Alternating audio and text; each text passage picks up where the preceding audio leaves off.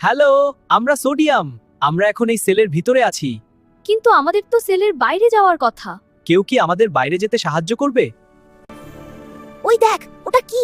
মনে হচ্ছে এটা একটা পাম্প। হ্যাঁ, এটাই হয়তো আমাদের বাইরে যেতে সাহায্য করবে। হ্যালো সোডিয়াম বন্ধুরা, আমি সোডিয়াম পটাশিয়াম পাম্প। আরে, আমাদের তো কোনো এনার্জি নেই। হ্যাঁ, এনার্জি ছাড়া আমরা বাইরে বের হব কি করে?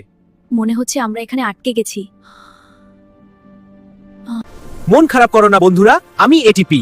আমি তোমাদের এনার্জি দিব। এই পাম্প, আমি তোমাকে এনার্জি দিচ্ছি। এখন কাজ শুরু করো। ধন্যবাদ এটিপি, এখন আমি কাজ শুরু করতে পারি।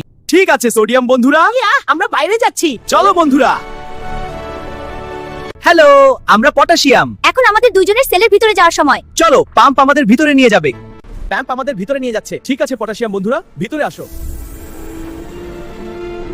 এইভাবেই আমি অ্যাক্টিভ ট্রান্সপোর্টের মাধ্যমে কাজ করি, যেখানে এটিপি বা শক্তি ব্যবহার করে সেলের বাইরে 3টি সোডিয়াম আয়ন পাঠিয়ে এবং সেলের ভেতরে 2টি পটাশিয়াম আয়ন ঢুকিয়ে সেলের ভারসাম্য ঠিক রাখি। অ্যাক্টিভ ট্রান্সপোর্টের মাধ্যমে পুষ্টি পরিবহন সহজ হয় এবং শরীরের রোগ প্রতিরোধ ক্ষমতা বাড়ে। বুঝছো? আর এখন ভিডিওটি শেয়ার দিয়ে সবাইকে জানিয়ে দাও।